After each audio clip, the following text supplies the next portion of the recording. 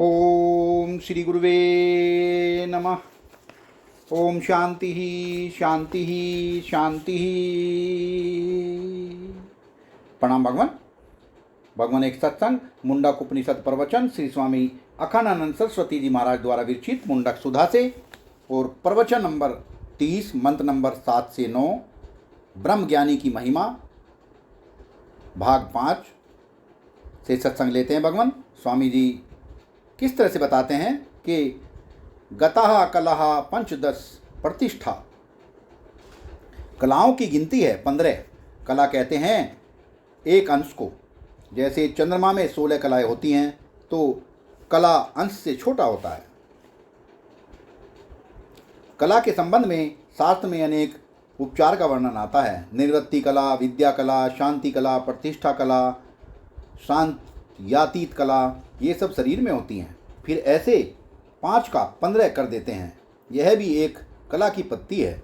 और के ब्रह्माणी लीयन्ते इति कला, के माने ब्रह्म में जो अंत में लीन हो जाए उसका नाम कला। कला ऐसी होती है जैसे नट होता है, वह अपनी कला दिखाता है। गवैये होते हैं, वह अपनी कला दिखाते हैं। अच्छा, अब देखो, नट जो अपनी आँख को भिन्न भिन्न प्रकार से संचालन करके कला दिखाते हैं। आँख से मांग लो, यह कला है। आँख की आँख से अपना दुख प्रकट कर दे। आँख तो एक ही है और वह आदमी एक ही है, लेकिन आँख को ऐसे ढंग से संचालन करता है कि इसमें आरती होवे, आरती होवे, इसमें याचना होवे, इसमें श्रृंगार रस का प्रदर्शन होवे, उसमें प्रीति की भावना होवे। खलित कलित याचित आर्त द्रत बलित 126 प्रकार से नट अपनी आँखों को बनाकर बताता है। लेकिन वह जो नट की कला है, वह नट से भिन्न कोई चीज़ है क्या? कोई ठोस वजनदार वस्तु है? यह तो आँख की कला बताई। ब्रज में ऐसे ऐसे पद प्रसिद्ध हैं जिनमें कृष्ण की आँखों का वर्णन है। आँख से वो गजब ढाता है महाराज। ऐसे इसी को कला कहते हैं, जो अपने आश्रय से भिन्न होवे। जो अपने आश्रय से भिन्न तो होवे नहीं, परंतु अपने को ऐसा ऐसा ढंग दिखावे। गवैया लोग कला दिखाते हैं। यह भैरवी है, यह धमार है, धनाक्षरी है। इनके जो भिन्न भिन्न प्रकार के आलाप होते हैं, जय जयवंती है, यह केदरा है, यह गले से बताते हैं। गला ही तो है ना। तो यह जो आलाप उनका है, उसको कोई उनके गले से अलग करके दिखा सकता है कि उसका यह वजन है। यह गले के संचालन से ही प्रक्रिया है। कंठ तालु आदि के आघात की ही ऐसी प्रक्रिया है कि भिन्न भिन्न प्रकार के शब्द निकलते हैं। इसको कला बोलते हैं। जैसे चित्र बनाने की कला है, ऐसा बनते हैं चित्र कि एक ओर से देखा तो सुभाष बाबू दिखे, और एक ओर से देखा तो नेहरू जी दिखे, एक ओर से देखा तो गांधी जी दिखे। बनाने की कला होती है। उलट कर देखो तो बच्चा मालूम पड़े, और सीधा कर दो तो पुरुष मालूम पड़े। ऐसे चित्र मैंने देखे हैं। सीधे रहने पर जो पुरुष की दाढ़ी मालूम पड़ती है, उलट देने पर वह बच्चे का बाल हो जाता है। विचित्र विचित्र चित्र बनाते हैं। तो यह क्या उस चीज़ से जुदा होती है? कला का मतलब ही यह है कि एक को अनेक करके दिखा दें। वाह भगवान। एक गले से अनेक राग, एक पाँव से नृत्य के अनेक ताल। अब देखो, एक ही तो तबला है और एक ही तो हाथ, और ये तालावचर। तबलची लोग इस पर क्या धिनता की दृष्टि करते हैं। उसमें क्या उत्पन्न होता है? उत्पन्न कुछ नहीं होता। ध्वनि की उत्पत्ति और ध्वनि का लय ही कला की उत्पत्ति और कला का लय है। पर ब्रह्म परमात्मा में यह सृष्टि में 15 कला हैं, तो कुल की कुल। यह सांस चलना एक कला है, श्रद्धा होना एक कला है। यह परमात्मा की प्राप्ति के लिए श्रद्धा भी एक कला है। यह नहीं कि ब्रह्म ज्ञान होने के बाद भी इसको धारण करना है। यह आकाश आदि पंचक, यह पर ब्रह्म परमात्मा कला से अपने में दिख रहा है। इंद्रियां, मन, अन्न, वीर्य, तप, मंत्र, कर्म, लोक, ये सब के सब असल में नाम मात्र हैं पर ब्रह्म परमात्मा में। तो जब यह कला अधिष्ठान से भिन्न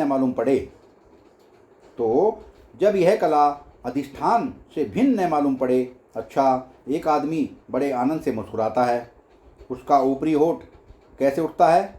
ऊपर को। निचला होठ कैसे उठता है? टेढ़ा होता है, विकसित होता है। दांत कैसे दिखते हैं? अब उससे कहो कि भाई तुम्हारे पास मुस्कान तो बढ़िया बढ़िया है, बहुत बढ़िया है, थोड़ी सी हमको भी दे दो, हम अपने घर लेते जाएंगे। तो चित्र उठा कर ले जाओ, तब भी वह जड़ मुस्कान जाएगी, वह तो स्फुरणशील मुस्कान है, वह तो नहीं जाएगी। इसी का नाम कला है कि हो तो एक परंतु अपने को दिखा दे अनेक। तो ये पर ब्रह्म परमात्मा में लीन हो जाते हैं। देवाश्च सर्वे प्रति देवतासु, यह रसोई बनाने की कला ऐसी होती है महाराज। एक सज्जन काशी में आए गौरीशंकर गोयनका के घर। गौरीशंकर गोयनका बड़े प्रसिद्ध प्रतिष्ठित व्यक्ति थे। उनके बताया गया कि ये सज्जन 3 अन्न से ज़्यादा नहीं खाते हैं, कोई भी अन्न हो पर 3 अन्न से ज़्यादा न हो। अब महाराज उन्होंने एक अन्न में से चुन लिया चना, और एक चुन लिया चावल, और एक चुन लिया गेहूँ, बस 3 अन्न। लेकिन 3 अन्न से जो पकवान बना उनके लिए वह 56 प्रकार का हुआ।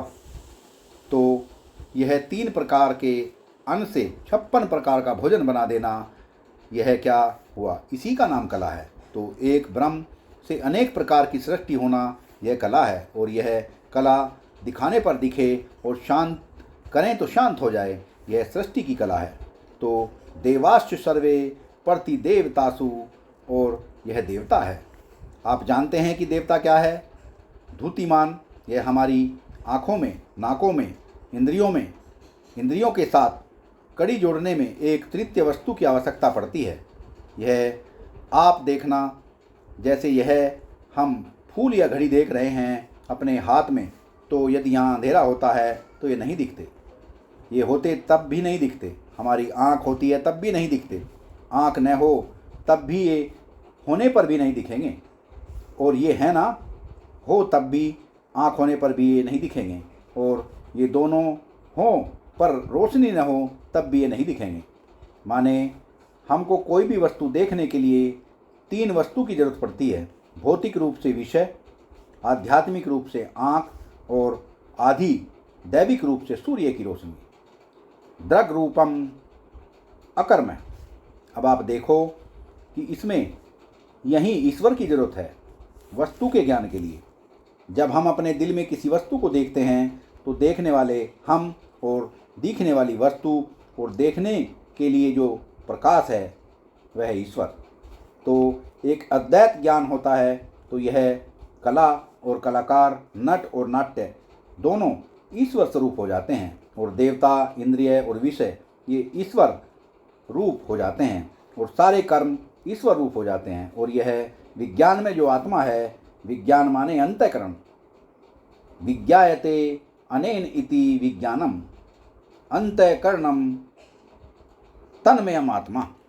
तन्मय आत्मा का अर्थ है कि विज्ञायते यस्मिन और विज्ञायते येन तद विज्ञानम, जिसमें और जिससे ज्ञान होता है उसका नाम है विज्ञान। माने हमारे भीतर के कारण, भीतर की इंद्रियां। तो जब हम विज्ञानाभिमानी हो जाते हैं, माने अपने को ब्रह्म न जानकर इस अंतःकरण में आकर आभास रूप से बैठ जाते हैं, या अविच्छिन्न रूप से इसको प्रकाशित करते हैं और उसके साथ तादात्म्यपन हो जाते हैं, तब हमारा ही नाम होता है विज्ञान में।